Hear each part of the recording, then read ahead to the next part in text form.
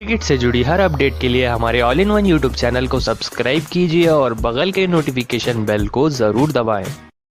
दोस्तों न्यूजीलैंड बनाम श्रीलंका के बीच में टी20 वर्ल्ड कप 2026 के सुपर 8 का महामुकाबला खेला गया। जी हां दोस्तों, न्यूजीलैंड और श्रीलंका को यह मुकाबला जीतने के लिए और अपनी जगह सेमीफाइनल में पक्की करने के लिए मुकाबला जीतना बेहद ही जरूरी था। इसीलिए कांटे का टक्कर का मुकाबला कैंडी के मैदान पर श्रीलंका में शुरू हुआ। लेकिन अगर आपको भी क्रिकेट देखना पसंद है तो इस वीडियो को एक लाइक और चैनल को सब्सक्राइब जरूर करें। दोस्तों धासुन शनाका श्रीलंका के कप्तान और उनके सामने मिचेल सैंडनर न्यूजीलैंड के कप्तान टॉस के लिए आए। दोस्तों टॉस गिरा इस बार श्रीलंका के कप्तान धासुन शनाका की झोली में और टॉस जीतकर इन्होंने पहले गेंदबाजी को चुना और न्यूजीलैंड को पहले बल्लेबाजी के लिए बुलाया। न्यूजीलैंड की तरफ से फिल एलन व टिम सिफार्ट ने ताबड़तोड़ शुरुआत दिलाई। दोस्तों एक तरफ से चौके दूसरी तरफ से छक्के फिन एलन और टिम सिफर्ट लगा रहे थे। दोस्तों तब जाकर इस सीरीज से फिन एलन 13 गेंदों में 23 रन बनाकर ठीक सना की इस गेंद पर आउट हुए। एक अच्छी शुरुआत देकर 23 रन बनाकर 13 गेंदों में फिन एलन आउट हुए।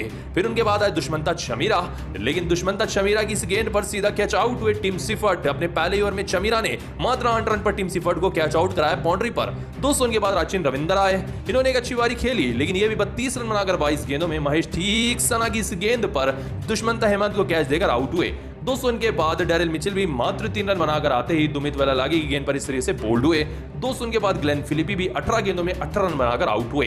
290 रन पर 6 विकेट गिर चुके थे न्यूजीलैंड के। वैसे वक्त पर आए मिचेल सैंडनर और उनका साथ दिया इस मुकाबले में मैकोई जो कि नए बल्लेबाज थे डेब्यूटेंट न्यूजीलैंड के। इन दोनों के बीच में भी बेहतरीन साझेदारी, जहां इस मुकाबले में मिचेल सैंडनर कप्तान ने अंत तक बेहतरीन बल्लेबाजी की और 47 रन जड़ दिए सिर्फ 26 गेंदों में, जहां मिचेल सैंडनर कप्तान ने 4 छक्के व 2 चौके लगाए। उनके साथ मैकोनी ने भी 31 रन जड़े सिर्फ 23 गेंदों में, जिस चलते अंत काफी अच्छा हुआ न्यूजीलैंड का और 168 रन तक न्यूजीलैंड की टीम पहुंच पाई अपने निर्धारित 20 ओवर में 7 विकेट के नुकसान पर। और श्रीलंका को जीतने के लिए मुकाबला 169 रन लगाने हैं 120 गेंदों में। दोस्तों मिचेल सैंडनर की 47 रनों की पारी और मैकोनी की 31 रनों की पारी के चलते यही वो नया बल्लेबाज है जिन्होंने आज मिचेल सैंडनर के साथ इतने रन लगाए। लेकिन दोस्तों आप न्यूजीलैंड की इस बल्लेबाजी को 10 में से कितने नंबर देंगे कमेंट बताएं। वीडियो पसंद आए तो लाइक करें, चैनल सब्सक्राइब करें। धन्यवाद।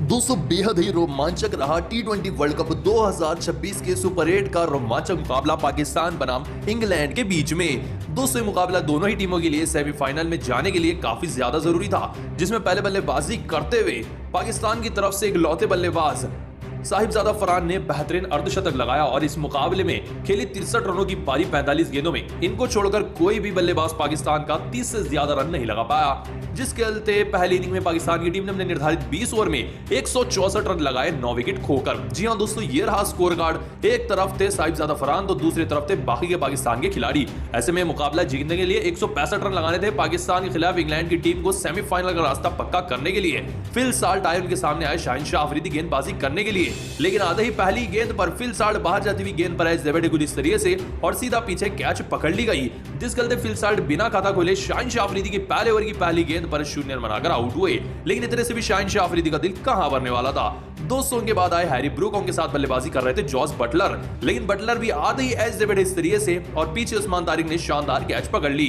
दोस्तों ये रहा गेंद पर एज, ये गेंद भी शाहिन शाह अफरीदी की थी। 2 ओवरों में 2 विकेट निकाले शाहिन शाह अफरीदी ने। दोस्तों उसके बाद आए कप्तान हैरी ब्रूक और इन्होंने खेली एक ऐसी ऐतिहासिक पारी जिसे देखकर हर कोई हैरान होकर रह गया।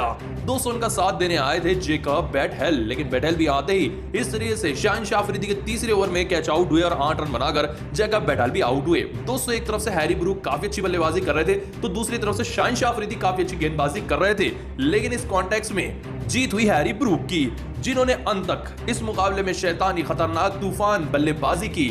दोस्तों 4 छक्के 10 चौके मात्र 51 गेंदों में 100 रनों का शतक लगाया इस मुकाबले में हैरी ब्रूक ने।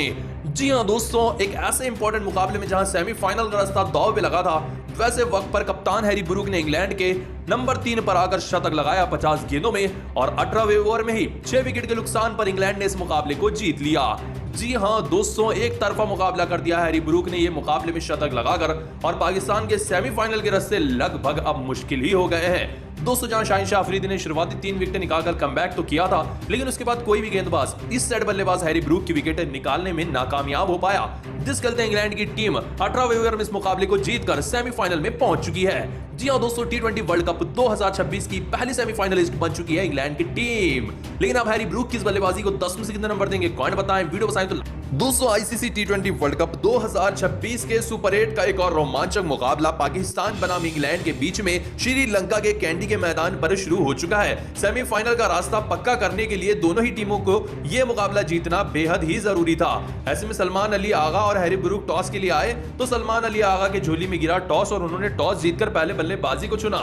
जी हां दोस्तों, सलमान अली आगा ने पहले बल्लेबाजी को चुना क्योंकि उन्हें पता था कि इस पिच पर रन चेस करना बेहद ही मुश्किल होने वाला है, इसीलिए उन्होंने पहले बल्लेबाजी को चुना। ऐसे में साहिबजादा फरहान और उनके साथ सैम अय्यूब सलामी बल्लेबाज बनकर आए, लेकिन दोनों के बीच में शुरुआत उतनी ज्यादा बेहतरीन नहीं रही जैसी पाकिस्तान को चाहिए थी। एक और बार सैम अय्यूब मात्र 7 रन बनाकर जोफ्रा आर्चर की शॉर्ट गेंद पर टॉप एज दे बैठे और डीप मिड विकेट पर जैकब बैटल ने शानदार कैच पकड़ ली। सईम अय्यूब मात्र 7 रन बनाकर इस मुकाबले में आउट हुए।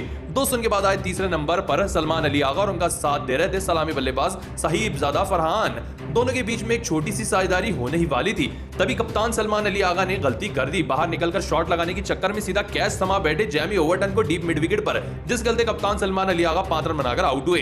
दोस्तों कप्तान तो गया पाकिस्तान का, लेकिन उसके बाद आए पाकिस्तान के किंग बाबर आजम। दोस्तों बाबर आजम से बहुत ज्यादा उम्मीद थी इस मुकाबले में अच्छी बल्लेबाजी करने की, लेकिन वो इस बार भी वैसी बल्लेबाजी नहीं कर पाए जितनी बड़ी उनसे उम्मीद थी। हालांकि दूसरे एंड से साहिबजादा फरहान काफी अच्छी बल्लेबाजी कर रहे थे और लगातार बल्ले से रन बना रहे थे।